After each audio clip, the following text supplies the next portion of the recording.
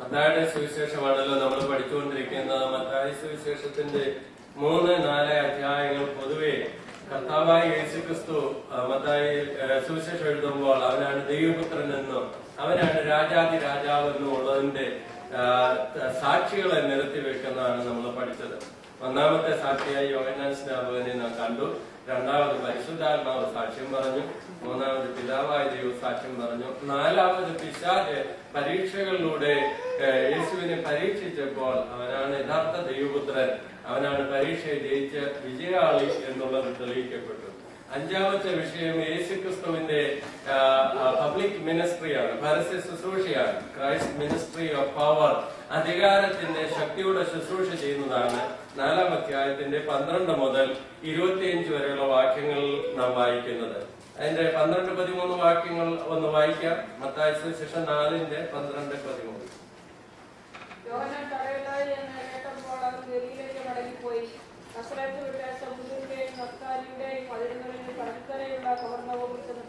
ഇവിടെ നമ്മൾ വായിക്കുമ്പോൾ പിശാച് അവനെ പരീക്ഷിച്ച ദിവസമാണ്. 40 ദിവസം അവൻ ഉപവസിച്ച കാര്യമാണ് മേളിൽ എഴുതിയിരിക്കുന്നത്. 11-ാം വാക്യത്തിൽ അത് അവസാനിപ്പിച്ചു കഴിഞ്ഞ് 12-ാം വാക്യം വായിക്കുമ്പോൾ നമുക്ക് തോന്നും യേശുവിന്റെ പരീക്ഷ കഴിഞ്ഞ ഉടനെ തന്നെ യോഹന്നാൻ അപ്പോഴത്തേന് തടവിലായത്. എന്നാൽ അങ്ങനെയല്ല, ഇടയ്ക്ക് സംഭവങ്ങൾ പലതും നടന്നിട്ടുണ്ട്. മത്തായി അങ്ങനെ ഓരോ ദിവസവും നടന്ന അല്ലെങ്കിൽ ആ ക്രമം അനുസരിച്ചല്ല എഴുതിയിരിക്കുന്നത്, വിഷയമനുസരിച്ചാണ് മത്തായി സുവിശേഷം എന്നത് എഴുതിയിരിക്കുന്നത്. യോഹന്നാന്റെ സുവിശേഷം 1-ാം അധ്യായത്തിന്റെ 29-ാമത്തെ വാക്യം മുതൽ 3-ാം അധ്യായത്തിന്റെ ഒടുവരെയുള്ള വാക്യങ്ങൾ 3-36 വരെ വായിക്കുമ്പോൾ 1-ാം അധ്യായത്തിന്റെ 19 വാക്യത്തിൽ യോഹന്നാനെ കണ്ടിട്ട് കർത്താവ് പറയുകയാണ്, ഇതാ ലോകത്തിന്റെ പാപം ചുമക്കുന്ന ദൈവത്തിന്റെ കുഞ്ഞാട്. യോഹന്നാന് തന്നെ ദൈവം പറഞ്ഞു, ആരുടെ മേൽ ആ ആത്മാവ് പ്രാവ് പോലെ ഇറങ്ങുന്നത് കാണുന്നു, അവനാണ് ദൈവപുത്രൻ എന്നുള്ളതൊക്കെ വെളിപ്പെടുത്തി കൊടുത്ത കാര്യം എഴുതിയിട്ട് 19 മുതൽ പിന്നീട് യോഹന്നാനിലൂടെ സംഭവിച്ച പല കാര്യങ്ങൾ അവിടെ രേഖപ്പെടുത്തിയിട്ടുണ്ട്. എത്രത്തോളമാണ് നമുക്കറിയത്തില്ല. എന്നാൽ 3-ാം അധ്യായത്തിന്റെ 36 വരെയുള്ള സംഭവങ്ങൾ കഴിഞ്ഞ് അതിനുശേഷമാണ് ഹേരോദാവ് യോഹന്നാനെ തടവിലാക്കുന്നതായി നാം വായിക്കുന്നത്. അപ്പോൾ മത്തായി സുവിശേഷം വായിച്ചു വരുന്ന ആൾക്ക് പെട്ടെന്ന് തോന്നും യേശുവിന്റെ പരീക്ഷ കഴിഞ്ഞ ഉടനെ തന്നെ അവിടെ യോഹന്നാനെ തടവിലാക്കിയത്. എന്നാൽ അങ്ങനെയല്ല. യോഹന്നാന് അത് കഴിഞ്ഞ് കുറെ കാലം കൂടെ ശുശ്രൂഷിച്ചു. അപ്പോൾ ആ ഇടയ്ക്കുള്ള കാര്യങ്ങൾ മത്തായി എഴുതിയിട്ടില്ല എന്നാണ് നമുക്ക് മനസ്സിലാക്കുവാനായി സാധിക്കുന്നത്. ഇവിടെ ഇപ്പോൾ കർത്താവായ യേശുക്രിസ്തു തന്റെ ശുശ്രൂഷയുടെ പോയിന്റ് അല്ലെങ്കിൽ അതിന്റെ ഒരു സ്റ്റേഷനായി ഓഫീസ് പോലെ ആക്കിയിരിക്കുന്നത് ഗലീലയിലെ കഫർന്നഹൂമിലാണ്. അവിടെ നമ്മൾ വായിക്കുന്നതാണ്, കഫർന്നഹൂമിൽ ചെന്ന് പാർത്തു.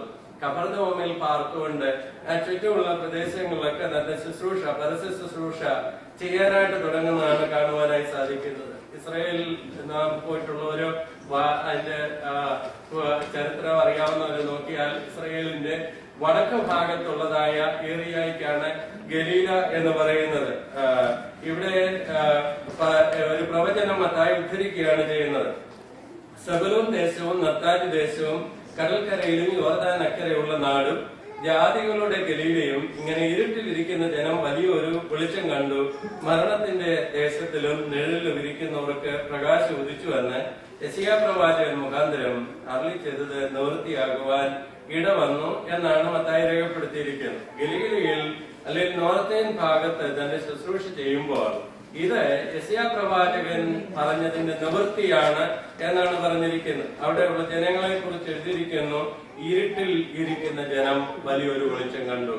അപ്പോൾ അന്ന് ഗലീല ഭാഗത്തുണ്ടായിരുന്ന ജനങ്ങളുടെ അവസ്ഥയാണ് ഇവിടെ പ്രസ്താവിച്ചിരിക്കുന്നത്. യെശയ്യാവിന്റെ പുസ്തകം നമ്മൾ വായിക്കുമ്പോൾ യെശയ്യാവ് 9-ന്റെ 1 മുതൽ 1-2 വാക്യങ്ങളാണ് ഈ പ്രവചനം രേഖപ്പെടുത്തിയിരിക്കുന്നത്. നമ്മൾ സൂക്ഷിച്ചു വായിച്ചു നോക്കിയാൽ ഒരല്പ വ്യത്യാസങ്ങളൊക്കെ കാണുവാനായി സാധിക്കുന്നുണ്ട്. യെശയ്യാവിന്റെ പുസ്തകത്തിൽ നമ്മൾ വായിക്കുന്നത് ഇരുട്ടിൽ നടന്ന ജനമെന്നാണ്, വോക്ക് ഇൻ ദ ഡാർക്ക്നെസ് എന്നാണ് എഴുതിയിരിക്കുന്നത്. എന്നാൽ മത്തായിയുടെ കാലം വരുമ്പോൾ മത്തായി പറയാണ് ജനം ഇരുട്ടിൽ ഇരിക്കുന്നു. നാം ചിന്തിച്ചു നോക്കിയാൽ അങ്ങനെയാണ് എന്ന് പറഞ്ഞാൽ യെശയ്യാവിന്റെ കാലത്ത് ഇരുട്ടിൽ നടക്കുന്ന അനുഭവം ഉണ്ടായിരുന്നു. ഇപ്പോൾ ജനങ്ങളെല്ലാം ഇരുട്ടിൽ അങ്ങ് ഇരിക്കുക ചെയ്യുന്നു. അത്രമാത്രം ഡാർക്ക്നെസ്, അത്രമാത്രം ഇരുണ്ടതായ അനുഭവം അവിടെ വ്യാപരിച്ചു കഴിഞ്ഞു ഇത്രയും നാളുകൊണ്ട്. അത് ആത്മീയ രീതിയിലും ഭൗതികമായിട്ടും ശരിയാണ് എന്ന് വേദപണ്ഡിതന്മാർ അഭിപ്രായപ്പെടുന്നു. കാരണം യെശയ്യാവ് ഇത് എഴുതുമ്പോൾ തന്നെ അന്നത്തെ കാലത്ത് വേദപുസ്തകത്തിൽ എഴുതിയിട്ടുണ്ട്, തിഗ്ലത് പിലേസറിന്റെ കാലത്ത് തന്നെ ഒരു കൂട്ടം ആളുകൾ വന്നിട്ട് ഇസ്രയേലിന്റെ നോർത്തേൺ ഭാഗത്തെ ആക്രമിച്ചു. തന്നെയുമല്ല, നാം ചരിത്രം പഠിക്കുമ്പോൾ സിറിയൻസ്, അതുപോലെ തന്നെ അശൂര്, നിനവേ ക്യാപിറ്റലായിട്ടുള്ള അശൂര്, ഇവരെല്ലാം വന്നിട്ട് ഇസ്രയേലിനെ പ്രത്യേകിച്ച് നോർത്തേൺ ഭാഗത്തെ ആക്രമിച്ച് അവർ ഇൻവേഡ് ചെയ്ത് ഇതിനെ കീഴടക്കി ഇങ്ങനെ ഫിനാൻഷ്യലായി ഒത്തിരി തകർന്ന അനുഭവത്തിലാണ് നോർത്തേൺ ഗലീല പോയിക്കൊണ്ടിരുന്നത്. ആത്മീയമായിട്ടും അതുപോലെ തന്നെ സംഭവിച്ചു. ഈ മത്തായി സുവിശേഷം എഴുതുന്ന സമയമായപ്പോഴത്തേന് ഗ്രീക്കുകാര്, റോമക്കാര് ഇവരെല്ലാം ഇതിനെ കോൺകർ ചെയ്ത് ഇവിടെയെല്ലാം ആളുകളെ കൊണ്ട് പാർപ്പിക്കാനായിട്ട് തുടങ്ങി. അപ്പോൾ യേശുക്രിസ്തുവിന്റെ കാലമായപ്പോഴത്തേക്ക് ഒരു മിക്സഡ് ജനറേഷൻ ആണ് ഗലീലയിൽ ആയിരിക്കുന്നത്. ജാതികളുടെ ഗലീല എന്ന അതിന് പേര് വരുവാൻ തൊക്കെ ഇടയായി തീർന്നു. അതിനുള്ള കാരണം അവിടുത്തെ ജീവിത സംസ്കാരമല്ല. ഈ തെക്ക് താമസിച്ചിരുന്നതായ പ്യുവർ യഹൂദന്മാർ അവരുടെ ട്രഡീഷൻ അനുസരിച്ച്, പാരമ്പര്യം അനുസരിച്ച് അവരുടെ ആചാരങ്ങളൊക്കെ നടത്തിക്കൊണ്ടിരുന്നതായ ആളുകളെക്കാൾ വ്യത്യാസമായി അവരുടെ അവസ്ഥ ആയി തീർന്നു കഴിഞ്ഞിരിക്കുകയാണ്.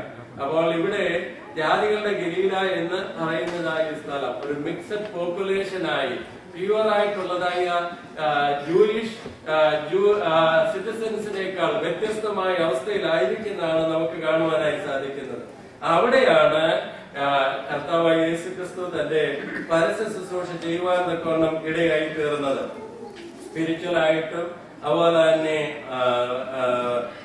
പോവർട്ടി സംബന്ധിച്ചും എല്ലാം വളരെ അധപ്പതിച്ചതായ സമയം, പേഗൻ ഇൻഫ്ലുവൻസ് വളരെയേറെ ഉണ്ടായതായ ഒരു സ്ഥലമായിരുന്നു ഗലീല.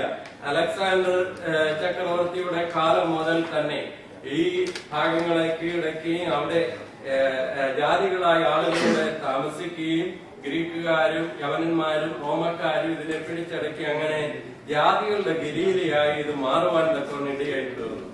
4-ാം അധ്യായം 23-ാം വാക്യത്തിൽ എങ്ങനെയാണ് ഈ അന്ധകാരം നിറഞ്ഞതായി ഇരുട്ടിൽ ഇരുന്നതായ ജനം വെളിച്ചത്തിലേക്ക് വന്നത് എന്നുള്ളത് നമുക്ക് അവിടെ കാണുവാനായി സാധിക്കുന്നു. അവിടെ ചെയ്തതായ കാര്യങ്ങളാണ് പ്രസ്താവിക്കുന്നത്, മത്തായി പ്രസ്താവിക്കുന്നത്. എന്താണ് ചെയ്തത്? പിന്നെ യേശു ഗലീലയിലൊക്കെയും ചുറ്റി സഞ്ചരിച്ചുകൊണ്ട് അവരുടെ പള്ളികളിൽ ഉപദേശിക്കുകയും രാജ്യത്തിന്റെ സുവിശേഷം പ്രസംഗിക്കുകയും ജനത്തിലുള്ള സകല ദീനത്തെയും ജാതിയെയും സൗഖ്യമാക്കുകയും ചെയ്തു. അവന്റെ ശ്രുതി സുറിയയിലൊക്കെയും പരന്നു.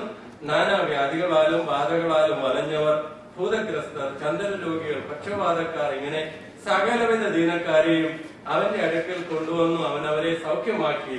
ഗലീല, ദക്കപ്പോലി, യെരുശലേം, യഹൂദിയ, യോർദാനക്കര എന്നീ ഇടങ്ങളിൽ നിന്ന് വളരെ പുരുഷാരം അവനെ പിന്തുടർന്നു.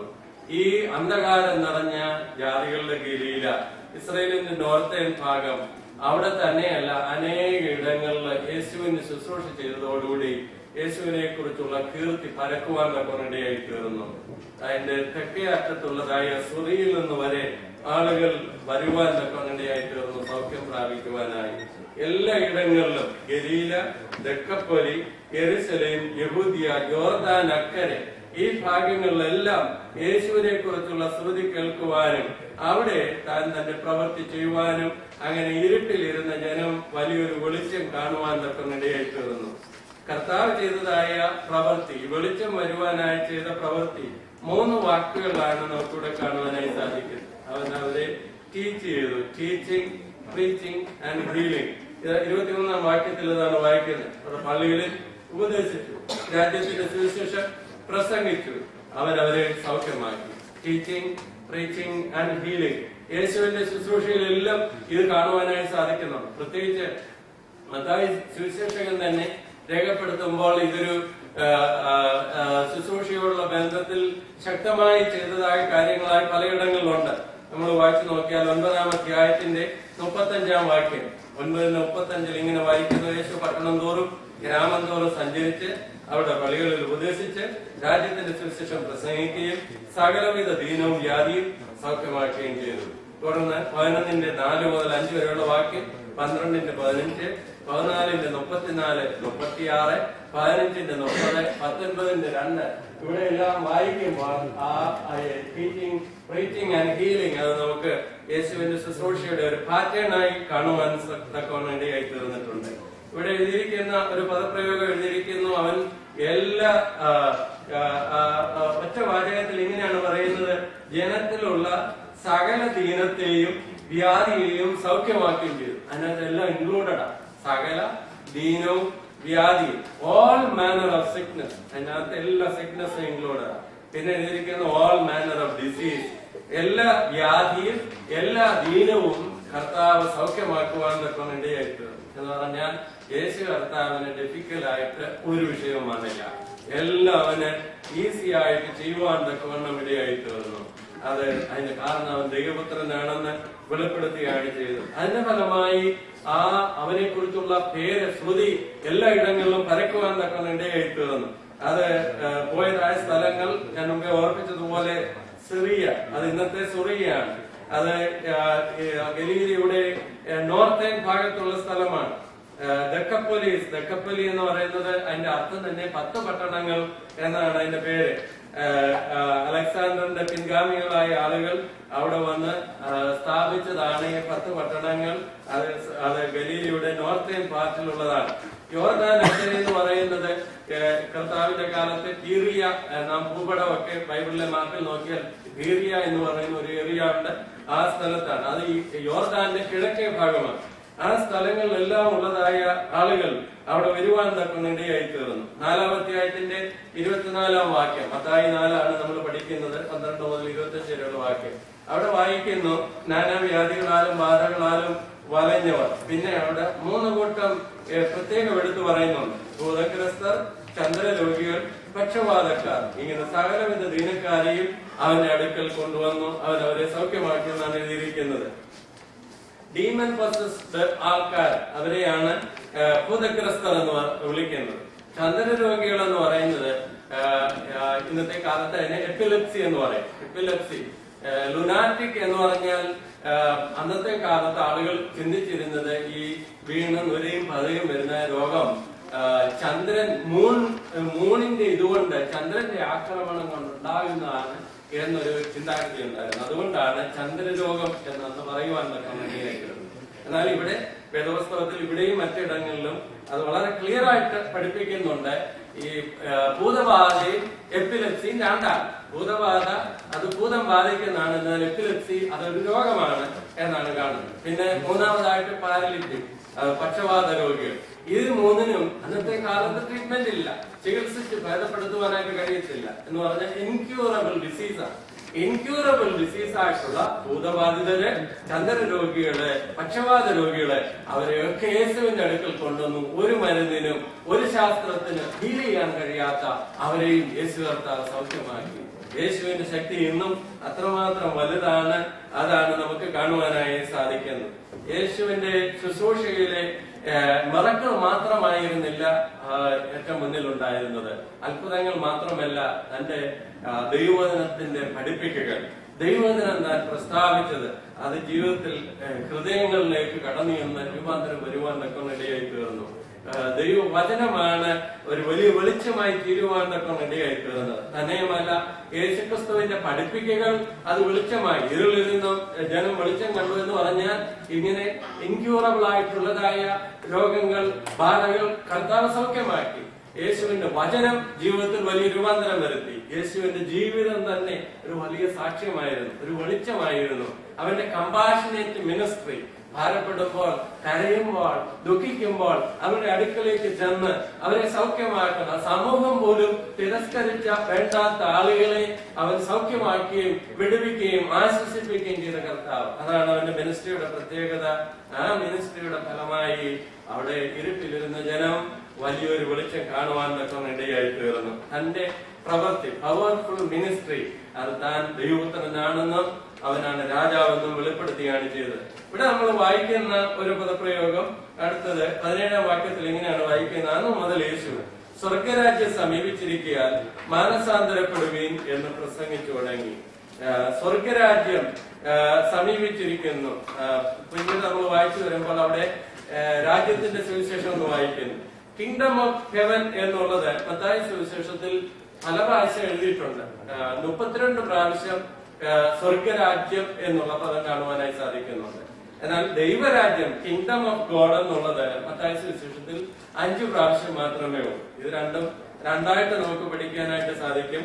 എന്നാൽ പുതിയ നിയമത്തിൽ കിങ്ഡം എന്ന് പറഞ്ഞാൽ ഒരു പ്രത്യേക ഏരിയയായി ഉദ്ദേശിച്ചല്ല പറയുന്നത്. പുതിയ നിയമത്തിന്റെ അർത്ഥത്തിൽ കിങ്ഡം അല്ലെങ്കിൽ രാജ്യം എന്ന് പറയുമ്പോൾ രാജ്യത്വം, ദൈവരാജ്യം, സ്വർഗരാജ്യം എന്ന് പറയുമ്പോൾ പുതിയ നിയമം മീൻ ചെയ്യുന്ന അർത്ഥം റൂൾ, റെയിൻ, അതോറിറ്റി, ദൈവത്തിന്റെ അധികാരത്തിന്റെ കീഴിലുള്ള ദൈവം ഭരിക്കുന്ന ഇടങ്ങളെ മീൻ ചെയ്താണ് ആ പദം നമുക്ക് കാണുവാനായി സാധിക്കുന്നത്. അപ്പോൾ അന്നത്തെ കാലത്ത് റോമൻ ഇസ്രായേൽ മക്കളെല്ലാം ആഗ്രഹിച്ചിരുന്നത്, അല്ലെങ്കിൽ യഹൂദന്മാരെല്ലാം ആഗ്രഹിച്ചിരുന്നത് റോമൻ ഭരണകൂടത്തിൽ നിന്ന് അവർക്കൊരു വിടുതൽ വേണം. ആ റോമൻ പടയാളികളിൽ നിന്ന് വിടുതൽ ലഭിക്കുന്ന, ദാവീദിന്റെ സിംഹാസനത്തിൽ ഇരിക്കുന്ന ഒരു രാജാവിന് വേണ്ടി കാത്തിരിക്കുകയാണ്, അങ്ങനെയുള്ള ഒരു രാജ്യത്തിന് വേണ്ടി കാത്തിരിക്കുകയാണ്. പക്ഷേ യേശു കർത്താവ് പറഞ്ഞതായ രാജ്യം അല്ലെങ്കിൽ ദൈവരാജ്യം എന്ന്, സ്വർഗരാജ്യം എന്ന് പറഞ്ഞത് ഫ്യൂച്ചർ മീനിങ്ങിൽ ദൈവത്തിന്റെ രാജ്യമുണ്ട്. എന്നാൽ പ്രധാനമായി പറഞ്ഞത് സ്പിരിച്വൽ ആയിട്ടുള്ള മീനിങ്ങിലാണ്, ആത്മീയമായിട്ടുള്ള മീനിങ്ങിലാണ് നമുക്ക് കാണുവാനായി സാധിക്കുന്നത്. ഇവിടെ ദൈവരാജ്യം, സ്വർഗരാജ്യം എന്ന് ഉള്ള പദപ്രയോഗങ്ങൾ നാം വായിക്കുമ്പോൾ നാം ഓർത്തിരിക്കേണ്ടത്, മത്തായി സുവിശേഷത്തിൽ പലയിടങ്ങളിലും സ്വർഗരാജ്യം എന്ന് പറഞ്ഞിരിക്കുന്ന അതേ അനുഭവത്തിൽ, അതേ സാഹചര്യത്തിൽ മർക്കോസ് സുവിശേഷത്തിലും ലൂക്കോസ് സുവിശേഷത്തിലും പ്രസ്താവിച്ചിരിക്കുന്നത് ദൈവരാജ്യമാണ്. എന്ന് പറഞ്ഞാൽ അതിന്റെ അർത്ഥം ഇത് രണ്ടും ഒരേ മീനിങ്ങിലാണ് ഉപയോഗിച്ചതെന്നാണ് കാണുവാനായി സാധിക്കുന്നത്. നാം കുറച്ച് ആഴമായിട്ട് പഠിച്ചു വരികയാണെങ്കിൽ കർത്താവായ യേശു ക്രിസ്തുവിന്റെ ഓഡിയൻസ്, കേൾക്കുന്നവര് മിക്സ്ഡ് ആൾക്കാരാണെങ്കിൽ അവരോട് പറയുമ്പോൾ സ്വർഗരാജ്യം എന്നാണ് പറയുന്നത്. എന്നാൽ മിക്സ്ഡ് ആൾക്കാരാണെങ്കിൽ ദൈവരാജ്യം എന്നാണ് പറയുന്നത്. എന്നാൽ പ്യുവർ യഹൂദന്മാരാണെങ്കിൽ സ്വർഗരാജ്യം എന്നാണ് പറയുന്നത്. പക്കാ യഹൂദനായ ഭക്തനായ ഒരുവൻ ദൈവം എന്നുള്ള പേര് പറയത്തില്ല. ദൈവത്തെ അത്രമാത്രം ഭയപ്പെടുന്നത് കൊണ്ട് ദൈവം എന്നുള്ള പേര് പറയാൻ അവർക്ക് ഭയമാണ്. അതിന് വേറെ പേരുകളൊക്കെ ഉപയോഗിക്കാറുണ്ട്. അതിന് ദൈവം റൂൾ ചെയ്യുന്ന എന്നുള്ള മീനിങ്ങിൽ തന്നെയാണ് സ്വർഗരാജ്യം എന്ന് പലയിടത്തും ഉപയോഗിച്ചിട്ടുള്ളത്. മുടിയംപുത്രന്റെ കാര്യം നമുക്കറിയാം. മുടിയംപുത്രം എന്ന് പറയുന്നത് എന്താണ്? ഞാൻ നിന്നോട് സ്വർഗത്തോട് പാപം ചെയ്തിരിക്കുന്നു. സ്വർഗത്തോട് പാപം ചെയ്തെന്ന് പറഞ്ഞാൽ ആ സ്ഥലത്തോട് പാപം ചെയ്തെന്നല്ല, അതിന്റെ അർത്ഥം ദൈവത്തോടെന്നുള്ള മീനിങ്ങിൽ തന്നെയാണ് അത് രേഖപ്പെടുത്തിയിരിക്കുന്നത്. ഇതാണ് ഇവിടെ മീൻ ചെയ്യുന്നത്. സ്വർഗരാജ്യം എന്ന് പറഞ്ഞിരിക്കുന്ന പലതും ദൈവരാജ്യം എന്നുള്ളത് തന്നെയാണ് മർക്കോസിലും ലൂക്കോസിലും നമുക്ക് കാണുവാനായി സാധിക്കുന്നത്. പ്രത്യേകിച്ച് മത്തായി യഹൂദന്മാർക്ക് വേണ്ടി എഴുതിയതായതുകൊണ്ട് കൂടുതൽ ഭാഗത്തും ദൈവരാജ്യം എന്ന് പറയേണ്ടിടത്ത് തന്നെ സ്വർഗരാജ്യം എന്നാണ് താൻ രേഖപ്പെടുത്തിയിരിക്കുന്നത് എന്ന് നമുക്ക് കാണുവാനായി സാധിക്കുന്നുണ്ട്.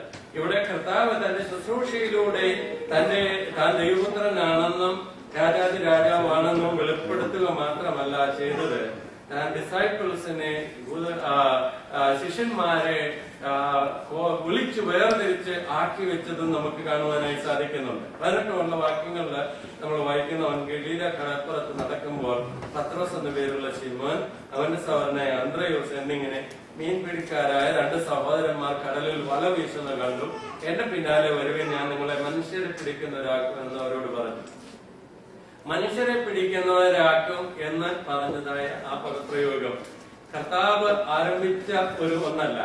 അന്നത്തെ കാലത്ത് റോമൻ, ഗ്രീക്ക് ഫിലോസഫേഴ്സ് പോലും അവരുടെ ഫിലോസഫി കൊണ്ട്, തത്വശാസ്ത്രം കൊണ്ട്, അവരുടെ പെർസുവേഷൻ കൊണ്ട് ആളുകളെ കൺവിക്ട് ചെയ്യുന്നതിന് മനുഷ്യരെ പിടിക്കുന്നവരാക്കുക എന്ന് സാധാരണ പറയാറുണ്ട്. ആ മീനിങ്ങിലാണ് ഉപദേശം കൊണ്ട് അവരുടെ മനസ്സിന് വ്യത്യാസം വരുത്തി ആക്കി തീർക്കുന്നതിന് വേണ്ടിയാണ് അങ്ങനെ കാണുവാനായി സാധിക്കുന്നത്. ഇവിടെ നമ്മൾ വായിച്ച ഭാഗത്ത് 4 ശിഷ്യന്മാരുടെ കാര്യം പറയുന്നുണ്ട്. ആരൊക്കെയാണ്? പത്രോസും അന്ത്രയോസും യോഹന്നാനും യാക്കോബും. ഈ 4 പേരും ആരായിരുന്നു? 4 പേരും മീൻപിടുത്തക്കാരായിരുന്നു. അപ്പോൾ കർത്താവായ യേശുക്രിസ്തുവിന്റെ 12 ശിഷ്യന്മാരുടെ കൂട്ടത്തിൽ ഇവിടെ 4 പേരെ കുറിച്ച് പറഞ്ഞിരിക്കുന്നത് 4 പേരും പ്രധാനപ്പെട്ട ആളുകളാണ്, മീൻപിടുത്തക്കാരാണ്, ഫിഷർമെൻ ആണ്. ഇനി നമ്മൾ യോഹന്നാന്റെ സുവിശേഷം 21-ാം അധ്യായം വായിക്കുമ്പോൾ കർത്താവായ യേശു ക്രിസ്തു മരിച്ച് വേർത്തെഴുന്നേറ്റതിന് ശേഷമായി യേശുവിന് ഇനി എങ്ങനെയാണ് എന്നുള്ള ചിന്തയോടുകൂടി പത്രോസും കൂട്ടരും കൂടെ മീൻ പിടിക്കാൻ പോകുന്നത്. അവിടെ നമ്മൾ 21 അധ്യായം വായിച്ചു വരുമ്പോൾ കൂടെ ചില ആളുകളൂടെ പോകുന്നുണ്ട്. എന്നെ നോക്കിയാൽ എത്ര പേരുണ്ട്? 7 പേരുണ്ട്. അപ്പോൾ പൊതുവെ ഈ 12 ശിഷ്യന്മാരില് 7 പേരും മുഖവന്മാരായിരുന്നെന്നാണ് ചിന്തിക്കുന്നത്. എന്തുകൊണ്ടാണ് യേശു കർത്താവ് മുഖവന്മാരെ തെരഞ്ഞെടുത്തത്? അതിന് പല വിശേഷതകളുണ്ട്. ഇവിടെ അന്ത്രയോസ് പത്രോസിനെ കുറിച്ചൊക്കെ നമ്മൾ വായിക്കുന്നു. ഇത് ആദ്യമല്ല അന്ത്രയോസിനെയും പത്രോസിനെയും കർത്താവ് കാണുന്നത്. യോഹന്നാൻ സുവിശേഷം 1-ാം അധ്യായം വായിക്കുമ്പോൾ അവിടെ യോഹന്നാൻ കുറിച്ച് പറയുകയാണ്, ഇത് ലോകത്തിന്റെ പാപത്തെ ചുമക്കുന്ന കുഞ്ഞാണെന്ന് പറഞ്ഞപ്പോൾ അന്ത്രയോസ് യേശുവിനെ അനുഗമിച്ചു, യേശുവിന്റെ പിന്നാലെ പോയി. എന്നിട്ട് അന്ത്രയോസ് പോയിയാണ് പത്രോസിനെ കൂട്ടിക്കൊണ്ട് വന്നത്. അവിടെ വെച്ചാണ് യേശു പത്രോസിന്റെ പേരൊക്കെ മാറ്റിയിടുവാൻ തക്ക ഇടയായി തീർന്നത്. എന്നാൽ ആ വിളി കഴിഞ്ഞ് പിന്നീട് ഇവര് മീൻപിടുത്തത്തിൽ തന്നെ പോയി. കുറെ കഴിഞ്ഞപ്പോഴാണ് വീണ്ടും രണ്ടാമത്തെ വിളി ഇവരുടെ മേലുണ്ടാകുന്നത്. അതാണ് ഇവിടെ രേഖപ്പെടുത്തിയിരിക്കുന്നത്. ലൂക്കോസ് വിശേഷം 5-ാം അധ്യായത്തിലും ഇതേ കാര്യം തന്നെ നമുക്ക് കാണുവാനായിട്ട് സാധിക്കുന്നുണ്ട്. അപ്പോൾ പിന്നെ ഈ യാക്കോബ് യോഹന്നാനെ കുറിച്ച് നമ്മൾ വായിച്ചു വരുമ്പോൾ അവിടെ എഴുതിയിരിക്കുന്ന പിതാവിനോടുകൂടെ വിട്ടിട്ട് പോയി അവര് വല നന്നാക്കി എന്ന് പറയുമ്പോൾ ഇവർ കുറച്ചുകൂടെ പൈസ കണക്കാക്കുന്നത് യാക്കോബും യോഹന്നാനും. കാരണം വേറെ സുവിശേഷം കൂടെ ചേർത്ത് നാം വായിക്കുമ്പോൾ അപ്പനായ സബദിയെ സെർവൻസിന്റെ കൂടെ വിട്ടേച്ചു പോയെന്നാണ് എഴുതിയിരിക്കുന്നത്. ഇവര് വലിയ ബിസിനസ്സുകാരാണ്. ചില വേദപണ്ഡിതന്മാർ പറയുന്നത് ഈ യോഹന്നാന്റെ അപ്പന്റെ സബദിക്ക് അവർക്ക് യെരുശലേമിൽ പോലും അവർക്ക് ഓഫീസോ വെയർഹൗസോ ഉണ്ടായിരുന്നു എന്നാണ്. കർത്താവായ യേശുവിനെ ക്രൂശിക്കാൻ കൊണ്ടുപോകുന്ന സമയത്ത് യോഹന്നാനെ കുറിച്ച് നമ്മൾ വായിക്കും. പത്രോസ് യോഹന്നാനും കൂടെ ഇങ്ങനെ പോയപ്പോൾ അവർക്ക് മഹാപുരോഹിതന്റെ അടുത്ത് വരെ കയറാനായിട്ടുള്ളതായ ഈസി ആയിട്ടുള്ള കാര്യമല്ല. പക്ഷെ മറ്റേ ശിഷ്യന് യോഹന്നാന്റെ സുവിശേഷത്തെ നമ്മൾ വായിക്കുന്നു 18-ാം അധ്യായത്തിൽ, മറ്റേ ശിഷ്യൻ മഹാപുരോഹിതന് പരിചയമുള്ള ആളായതുകൊണ്ട് അവന് കയറാൻ നടുമുറ്റത്ത് പ്രവേശിക്കാനുള്ള അവസരം ലഭിച്ചു എന്നാണ് വായിക്കുന്നത്. എന്ന് പറഞ്ഞാൽ ഈ സബദിക്ക് യെരുശലേമിലും ഓഫീസോ വെയർഹൗസോ ഒക്കെ ഉണ്ടായിരുന്നെന്നും അങ്ങനെ മഹാപുരോഹിതനുമായിട്ട് ഇവർക്ക് അടുത്ത ബന്ധവും പരിചയം ഉണ്ടായിരുന്നു എന്നാണ് അഭിപ്രായപ്പെടുന്നത്. അപ്പൊ എനിവേ ഇവര് മുഖ്യന്മാരായിരുന്നു. എന്തുകൊണ്ടാണ് ഈ മുഖ്യന്മാരെ തെരഞ്ഞെടുത്തത്? അതിന് പല കാരണങ്ങളുണ്ട്. നമുക്ക് തന്നെ പഠിക്കുവാനായിട്ട് സാധിക്കും. ഒന്നാമത് ഈ മുഖ്യന്മാര് വളരെ ബിസി ആയിട്ടുള്ള ആൾക്കാരാണ്. ഒന്നിയില് അവര് ചെയ്യുന്നത് ഒന്നിയിൽ വല നന്നാക്കുകയായിരിക്കും, അല്ലെങ്കിൽ മീൻ പിടിക്കാനായിട്ട് റെഡി ആകുകയായിരിക്കും. അതിനു വേണ്ടിയുള്ള സാഹചര്യങ്ങളെല്ലാം ഒരുക്കി. അല്ലെങ്കിൽ ഇത് പിടിച്ചുകൊണ്ട് വന്നിട്ട് ഇത് സോർട്ട് ഔട്ട് ചെയ്ത് കൊണ്ട് വിൽക്കാനുള്ള പരിശ്രമമായിരിക്കും. ഇങ്ങനെ എന്തെങ്കിലും ചെയ്യുന്നവരായിരിക്കും. എന്ന് പറഞ്ഞാൽ ദൈവത്തിന് എപ്പോഴും ജോലി ചെയ്യുന്നവരെയാണ് ഇഷ്ടമെന്നാണ്. ഡെയിലിംഗ് കമ്പനിയിലോ കാടുകളിലോ ജോലി ചെയ്യുന്നെങ്കിൽ നമ്മളെല്ലാം ദൈവത്തിന് ഇഷ്ടമാണെന്ന് വിചാരിച്ചോണം. അപ്പോൾ മടിയന്മാരെ കർത്താവ് ഒരിക്കലും ഉപയോഗിക്കാറില്ല. മടിയന്റെ ഹൃദയം പിശാചിന്റെ പണിപ്പരയാണ് എന്നൊരു പറച്ചിലുണ്ട്. എന്ന് പറഞ്ഞാൽ അലസരായി ഒന്നും ചെയ്യാതെ ദേവാസം പറഞ്ഞ പോലെ VIPs എന്നാ അദ്ദേഹം പറയുന്നത്. നമുക്ക് പരിചയമുള്ളവരാണ്. അപ്പൊ ഞാൻ വിചാരിച്ചെന്താ VIPs എന്ന് പറഞ്ഞ് വെറുതെ ഇരിക്കുന്ന ഭർത്താക്കന്മാർ, പുരുഷന്മാർ. ഓക്കെ, അപ്പോൾ വെറുതെ ഇരിക്കുന്നവരെ അല്ല കർത്താവ് ഉപയോഗിക്കുന്നത്, ബിസി ആയിട്ടുള്ളവരെയാണ്. ഫിഷർമെൻ എന്ന് പറഞ്ഞാൽ ഈ മുഖന്മാര് വളരെ ബിസി ആയിട്ടുള്ള ആൾക്കാരായിട്ടാണ് നമുക്ക് കാണുവാനായി സാധിക്കുന്നത്. രണ്ടാമതായിട്ട് ഇവർ വളരെ ധൈര്യമുള്ളവരും ക്ഷമാശീലരുമാണ്. കർത്താവിന്റെ വേല ചെയ്യുവാനായിട്ട് കറേജിയസ് ആയിട്ടും പേഷ്യൻസ് ഉള്ള ആൾക്കാരെയാണ് ദൈവം എപ്പോഴും തിരഞ്ഞെടുക്കുന്നത്. തന്നെയുമല്ല, ഒരു സ്കില്ലുണ്ട് മീൻ പിടിക്കാനായിട്ട്. ഞാൻ മീൻ പിടിക്കാൻ ഒരിക്കൽ രാജേന്ദ്രത്തോടെ പോയിട്ട് ഒന്നും കിട്ടി. അദ്ദേഹം പോയാൽ എപ്പോഴും എന്തെങ്കിലും കിട്ടും. കാരണം അദ്ദേഹത്തിന് അതിന്റെ സ്കില്ലുണ്ട്.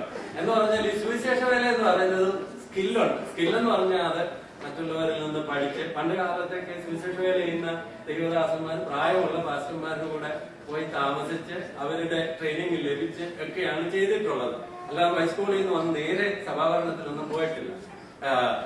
അപ്പോൾ ഈ സ്കില്ല് മറ്റുള്ളവരിൽ നിന്ന് ലഭിക്കണം. എവിടെ കിട്ടുന്നത്, എവിടെയാണ് മീൻ, എന്താ ചെയ്യണം, ഇവിടെ പാട്ട് പാടിക്കൊണ്ട് നിന്നാ മീൻ വരുമോ, അതോ പോയിട്ടായിട്ട് നിൽക്കണോ, ഇതൊക്കെ മറ്റുള്ളവരിൽ നിന്ന് പഠിക്കണം. അതുപോലെ സുവിശേഷ വേല അതുപോലെയാണ്.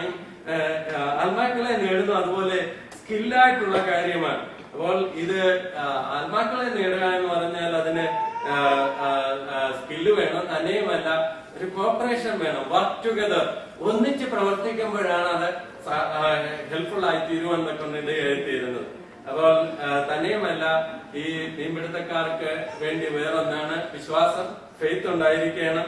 അലർട്ട്നെസ് ഉണ്ടായിരിക്കണം. ഇതൊക്കെ ഉണ്ടെങ്കിൽ മാത്രമേ മീൻ ലഭിക്കുകയുള്ളൂ. അപ്പോൾ ദൈവം നമുക്ക് അതിൽ നിന്ന് പഠിക്കാൻ കഴിയുന്ന വിഷയം ഇതാണ്. ദൈവം നമ്മെ എല്ലാവരെയും ഉപയോഗിക്കാൻ ആഗ്രഹിക്കുന്നു. നാം കർത്താവിന് വേണ്ടി നാം ഉപയോഗിക്കപ്പെടണമെങ്കിൽ ദൈവകരങ്ങളിൽ ഏൽപ്പിച്ചു കൊടുക്കുന്നവരായി, വിശ്വാസമുള്ളവരായി, സ്കിൽഫുള്ളായി, അതിനുവേണ്ടി നമ്മെ തന്നെ ഡെഡിക്കേറ്റ് ചെയ്യുന്നവരായി ഇരുന്നെങ്കിൽ മാത്രമേ നമുക്ക് കർത്താവിനാൽ ഉപയോഗിക്കപ്പെടുവാൻ തക്കവണ്ണം കഴിയുള്ളൂ. നമുക്കിന്ന് പഠിച്ച നമ്മുടെ മെയിൻ വിഷയം ഇതാണ്. കർത്താവായ യേശുക്രിസ്തുവിന്റെ ശുശ്രൂഷ, അവന്റെ അധികാരം, പവർ, അവനാണ് ദൈവപുത്രൻ, അവനാണ് രാജാവ് എന്നുള്ളത് വെളിപ്പെടുത്തപ്പെട്ടിരിക്കുകയാണ്. നാം ആരാധിക്കുന്ന ദൈവം ആരാണ്? അവൻ എത്ര മഹാനാണ്, എത്ര ഉന്നതനാണ്. അതാണ് ദൈവത്തെ ആരാധിക്കാൻ നമ്മെ പ്രേരിപ്പിക്കുന്ന വിഷയം. ആ ദൈവത്തെ ആരാധിക്കുന്നത് ദൈവം നമ്മുടെ പ്രാർത്ഥന കേട്ട് നമുക്ക് രോഗസൗഖ്യമോ ബുദ്ധി നന്മയോ തന്നതുകൊണ്ടല്ല. നാം ദൈവത്തെ ആരാധിക്കുന്ന അവൻ ദൈവമായതുകൊണ്ടാണ്. അവൻ നമ്മുടെ സൃഷ്ടിതാവാണ്. അവനാണ് സകലത്തെ ഉളവാക്കിയവൻ. അവനാണ് അത്ഭുതങ്ങളുടെ ദൈവം. അവൻ ഒരു ശ്വാസം മാത്രമാണ്. ഒന്നും നമുക്ക് പ്രശംസിക്കാനില്ല, ഒന്നും നമുക്ക് പുഴുവാനില്ല. എന്നാൽ ഈ ഏഴുകളെ കടാക്ഷിച്ച ദൈവം, നമ്മെ ഓർത്ത ദൈവം, നമ്മെ വീണ്ടെടുത്ത ദൈവം, അവൻ നന്ദി കരയേറ്റേണ്ടത് നമ്മുടെ കടമയാണ്. കഴിഞ്ഞ ആഴ്ചയും പ്രാർത്ഥിച്ച ഒരു കാര്യവും ദൈവം തന്നില്ലെങ്കിലും, പ്രാർത്ഥിച്ച അതിന് വിരുദ്ധമായ കാര്യങ്ങൾ നടന്നിട്ടുണ്ടെങ്കിലും ദൈവത്തെ നന്ദിയോടെ ശക്തമായി ആരാധിക്കാൻ നാം കടപ്പെട്ടവരാണ്. കാരണം എത്ര നന്മകളാണ് ദൈവം നമ്മുടെ ജീവിതത്തിൽ തന്നിട്ടുള്ളത്. അവൻ സ്വർഗമഹിമയെല്ലാം വെടിഞ്ഞ് എന്നെ നിങ്ങളെ വീണ്ടെടുക്കാൻ വേണ്ടി ലോകത്തിലേക്ക് വന്ന് നമുക്കായി ഇന്നും ജീവിക്കുന്ന മഹാകൃപയെ ഓർക്കുമ്പോൾ മൗനമായിരിക്കുവാനല്ല, അവൻ സ്തുതി പാടുവാൻ നാം കടപ്പെട്ടവരാണ്. ഇന്ന് ദൈവസന്നിധിയിൽ വന്നിരിക്കുന്ന നമുക്ക് അല്പസമയം നമ്മുടെ ജീവിതത്തിലേക്ക് ഒന്ന് തിരിഞ്ഞു നോക്കാം.